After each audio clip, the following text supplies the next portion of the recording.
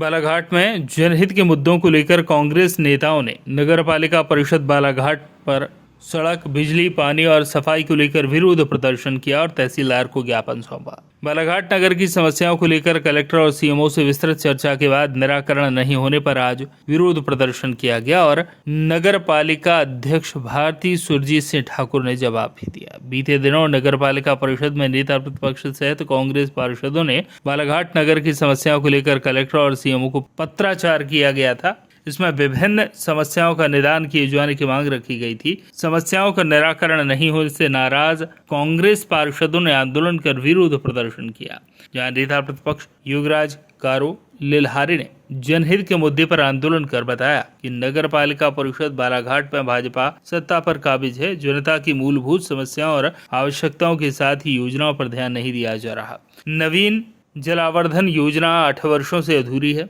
PM Awas Yojana में भी पूर्ण नहीं हो पाए हैं और रेलवे स्टेशन मार्ग का निर्माण भी तय समय पर पूरा नहीं किया गया। इसके अलावा स्ट्रीट लाइट, सड़क, नाली जैसी समस्याएं भी हैं। उन्होंने कहा कि आंदोलन लगातार जारी रहेगा। वहीं विपक्ष पर प्रहार करते हुए बालाघाट नगरपालिका अध्यक्ष भारती सुरजीत सिंह ठाकुर ने कहा कि नेता प्रतिपक्ष जबरन आरोप लगा रहे हैं। असल में बात कुछ और है, इसे जानना बहुत आवश्यक है। मैं मीडिया के माध्यम से आपको बताना चाहती हूं कि बालाघाट रेलवे स्टेशन मार्ग के ठेकेदार को ब्लैक लिस्टेड किया जा सकता था, किंतु कारण कुछ और है। रही बात स्वच्छता को लेकर, बालाघाट नगर में हम समस्त 33 वार्डों में स्वच्छता को लेकर गंभीर हैं। निश्चित तौर पर सुधार कार्य जारी है, जल्द ही परिणाम सामने होंगे। मैं युगराज लिल्हारे, नेता प्रतिपक्ष नगर पालिका परिषद बालाघाट। यह जनहित को लेकर के आपने नगर पालिका को जिला कलेक्टर, क्या उद्देश्य रहा है आपका? आज जो हमारा आंदोलन हुआ था उसमें सिर्फ जनता से जुड़ी हुई मूलभूत समस्याओं के निराकरण के लिए हमने आंदोलन किए थे और इसके पूर्व में एक ज्ञापन हमने माननीय कलेक्टर साहब को दिए थे। इसमें हमारी मुख्य मांगे थी हनुमान चौक से स्टेशन रोड, जो 2 साल से बन रही है और अभी 6 माह से काम बंद है। बहुत ही अति आवश्यक मार्ग है वो, उसका कार्य तत्काल पूर्ण होना चाहिए। दूसरी मांग हमारी ये थी कि नगर के 33 वार्डों की किसी भी गली का आप पानी चेक कर लीजिए। मट मैला पानी, कीड़े आ रहे हैं नलों में, तो हम चाहते हैं हमारी नगर की जनता को स्वच्छ पानी मिले और 2 वक्त पानी मिले। तीसरी समस्या ये थी कि अभी सेवा ही स्वच्छता है। ये कार्यक्रम मध्य प्रदेश सरकार, भारत सरकार चला रही है, पर नगर के 33 वार्डों से में आधे वार्डों में कचरा वाहन नहीं है। कैसे स्वच्छता होगी? कचरा वाहन खराब हो रहे हैं तो उसको बनाया ही नहीं जा रहा है। स्वच्छता मिशन के तहत 16 वाहन खरीदना है, 4 वाहन खरीदा गया, उसमें भी भ्रष्टाचार किया गया। अभी तक 12 वाहन की खरीदी नहीं हो रही है। और एक हमारी समस्या ये थी कि हमारी नगरपालिका किराए के वाहन पर बहुत भरोसा करती है। हमारे स्वयं का जेसीबी वाहन 1.5 महीना पहले उसको गैरेज भेजे थे, बनकर तैयार है, उसको ला नहीं रही है। 94,000 माह से जेसीबी चलाई जा रही किराए से। विद्युत वाहन खरीदी का प्रस्ताव पास किया जाता है और लगाया जाता है किराए का वाहन। तो हम किराया क्यों दें, जबकि नगर पालिका को स्वयं की संपत्ति अर्जित करना चाहिए। उससे हमारी संपत्ति भी अर्जित होगी और समय पर काम होंगे। ये सब, और प्रत्येक वार्ड में छोटी छोटी अति आवश्यक नाली, रोड निर्माण, स्ट्रीट लाइट एक बहुत बड़ी समस्या है हमारे शहर में। निचले वार्डों में, आधे वार्डों में अंधेला पसरा हुआ है। 2 दिन में शारदीय नवरात्रा प्रारंभ होने वाला है। गली गली में माता रानी की स्थापना होती है। श्रद्धालु लोग सुबह शाम रात तक जाते हैं, अंधेला पसरा रहता है। इन सब जनहित के मुद्दों को लेकर के आज हमने एक ज्ञापन दिया है और आंदोलन किया है, और निकट भविष्य में अगर इन सब समस्याओं का निराकरण नहीं होगा तो एक बहुत वृहद स्तर पर आंदोलन किया जाएगा। नगर पालिका के सामने किन मुद्दों को लेकर क्या ज्ञापन? अभी नगर पालिका के परिसर में कांग्रेस के द्वारा धरना प्रदर्शन आयोजित किया है, उसमें विभिन्न विषयों को समाहित करते हुए उल्लेखित किया गया है। इसमें माननीय कलेक्टर महोदय की ओर संज्ञान में लाने के लिए विषय बताया गया, जिसमें हनुमान चौक से स्टेशन रोड के निर्माण कार्य संबंधित स्वच्छता को लेकर, पेयजल एवं स्ट्रीट लाइट तथा शव वाहन इत्यादि के संबंध में संज्ञान में लाया है। तो यह ज्ञापन त्वरित रूप से कलेक्टर महोदय की ओर अग्रेषित किए जाकर के सारे विषय संज्ञान में लाए जाएंगे, ताकि इनका निराकरण यथोसंभव शीघ्रातिशीघ्र हो सके।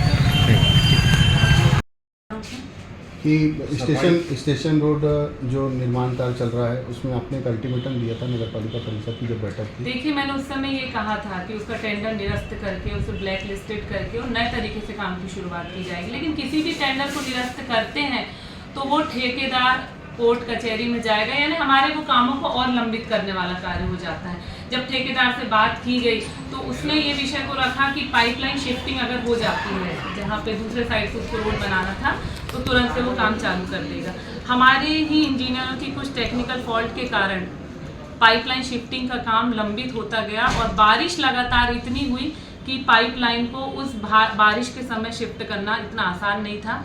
अभी जब बारिश थोड़ी थमी है और अभी भी वही टेक्निकल इशू आ रहा था कि कैसे इस पाइपलाइन को शिफ्ट किया जाए, तब यहाँ रोड का काम चालू किया जाएगा। आनंद फानंद में मैंने खुद ने विजिट किया इंजीनियर्स के साथ और वहाँ पे जो सॉल्यूशन निकला है पाइपलाइन शिफ्टिंग का वो सॉल्व हो गया है और काम चालू हो गया। स्वच्छता को लेकर के भी काफ़ी नाराज़गी जताई है पार्षद। स्वच्छता को लेकर वो नाराजगी क्यों जताते हैं? सारे काम हमारे मिलजुल के ही चल रहे हैं और वो अगर उन्हें ऐसा लगता है कि हम उनके वार्डों के साथ भेदभाव कर रहे हैं तो मैं इस मीडिया के माध्यम से उन्हें बता देना चाहती हूँ कि मेरे लिए कोई वार्ड कांग्रेसी नहीं है और कोई बीजेपी नहीं है। सारे वार्ड मेरे अपने हैं क्योंकि मेरा पूरा शहर है। पूरे शहर को स्वच्छ बनाना मैं माननीय नरेंद्र मोदी जी के लक्ष्य को साधने के लिए चल रही हूँ। उनके संकल्प को सिद्ध करने के लिए मेरी पूरी परिषद काम कर रही है और लगातार हम स्वच्छता पे ध्यान दे रहे हैं। पिछले विगत वर्षों जो काम कभी नगर पालिका के द्वारा नहीं किए गए, पहले से अगर आप आज की तुलना करेंगे तो आपको शहर बहुत साफ सुथरा और स्वच्छ दिखाई। उनका मानना है भाभी कि बहुत सारे वार्ड में मूलभूत सुविधा चाहे वो स्ट्रीट लाइट हो या पानी की समस्या आज भी बनी हुई है। स्ट्रीट लाइट की जहाँ तक बात है मैं आपको बता देना चाहती हूँ, ये बात आप भी मानेंगे कि हर वर्ष की तुलना में इस वर्ष बारिश ज़्यादा हुई है। जब बारिश लगातार होती है, लगातार बारिश होने की वजह से कार्बन जमा होता है बल्ब में। जो मेरी इंजीनियर से बात हुई उसके जो हमारे जानकार लोग हैं उन्होंने जो चीज़ें बताई और लगातार बारिश की वजह से ये शिकायतें बढ़ती गई क्योंकि इनको सॉल्व हम कर भी रहे थे तब हमारे पास एक गाड़ी थी और यहाँ से दूसरी गाड़ी उपलब्ध नहीं होने की वजह से सिर्फ एक गाड़ी से ही बल्बों को सुधारना, उसी गाड़ी से हम मूर्तियों में भी साफ सफाई माला पहनाने का काम करते हैं, पेड़ कटिंग का काम भी उसी एक गाड़ी से किया जाता है। तो एक ही गाड़ी से सारे काम संभव नहीं है। तो अभी हाल ही में मुझे लगता है 1 हफ्ते हुए हैं, 1 हफ्ते पहले ही हमारा नया एक और बिजली वाहन आया है और जब से हमारे 2 बिजली वाहन हुए हैं तो तेजी से शहर में बिजली के जो हमारे विद्युत पोल हैं उनके सुधार कार्य जारी हैं। खुद नेता प्रतिपक्ष ने अपने कुछ स्ट्रीट लाइट के पोल्स की मुझे गिनती दी थी और मैंने उनके वार्ड में जब काम कराया तो वो स्वयं भी संतुष्ट थे। हमारी बात हुई कि लगभग आधे से ज़्यादा जो उनकी शिकायतें थी वो दूर हो गई।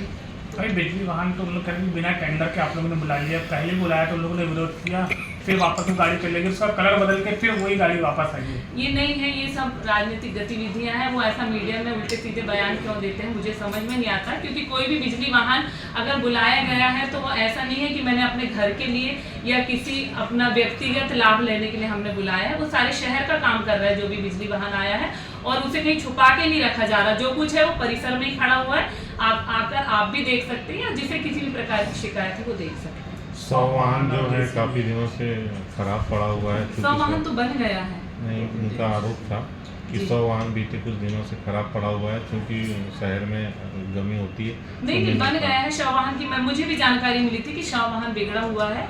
मेरी संबंधित विभाग से चर्चा हुई तो उसमें जो भी मैंने कहा था सीएमओ से बोल के उसमें जो भी खर्च आ रहा है उसको सुधार लीजिए, रिपेयर हो गया है शव वाहन। अभी जेसीबी भी बन चुकी है लेकिन आप लोग भुगतान करके बुलवा नहीं रहे हैं। उनका कहना है किराए की जेसीबी से शहर की सफाई करवा रहे हैं। जी नहीं, ऐसा नहीं है। हमारी देखिए वाहन चाहे जेसीबी हो चाहे कचरा गाड़ी हो, ये तो रोज प्रतिदिन का है। जो भी ये तो काम में लगी हुई चीज़ें हैं, इनमें टूटना फूटना बनना बिगड़ना ये लगा रहता है और बन रही है तभी तो शहर के काम हो रहे हैं। मुझे बताइए आज इतनी नालियों रोड के निर्माण कार्य चल रहे हैं, इतना मटेरियल निकल रहा है, अगर जेसीबी बिगड़ी रहती तो ये सारे मटेरियल कैसे उठते? मैनुअली ये सब काम कराना संभव नहीं होता, ये जेसीबी और ट्रैक्टर के द्वारा ही होता है। वो सब काम चल रहे हैं, उनके खुद के वार्डों में चल रहे हैं, फिर वो कैसे आरोप लगा सकते हैं कि जेसीबी से चला रहे हैं जबकि आपकी खुद की भी है उनका कहना। हमारी खुद की भी जेसीबी है, लेकिन जिस समय हमारी खुद की जेसीबी बिगड़ी हुई थी उस समय हमने किराए की जेसीबी लिए थे। चूंकि हमारी तो खुद की जेसीबी है तो हम किराए की जेसीबी क्यों लेंगे आप बताइए। और स्वच्छता वाहन को लेकर जो आए थे वो फिर चले गए, अभी नहीं वार्डों में स्वच्छता वाहन अब हमारे 6 करके 2 बार और वाहन आएंगे। 6 वाहनों जो हमारे पुराने 4 वाहन थे उनका किसी वजह से सीएमओ साहब ने पेमेंट नहीं किया था, लेकिन अभी मुझे लगता है हफ्ते भर की बात होगी, उनका पेमेंट कर दिया गया है और नए 6 वाहन आ चुके हैं। उसके लिए एक नई निगरानी जांच समिति बनाई गई है। जांच समिति के सदस्यों में हमारे नेता प्रतिपक्ष स्वयं शामिल हैं। उनके द्वारा ही वाहनों का निरीक्षण किया गया, जो फॉल्ट थे उन्होंने बताया और उन सारी कमी बेसी को पूरा करके नए वाहन के लिए जो भी ज़रूरतें थी वो सब उन्होंने नोट कराई और अभी एक नया वाहन बन के आ गया है, जिसकी तर्ज पर अगले 5 वाहन आएंगे। Bureau report, Balaghat.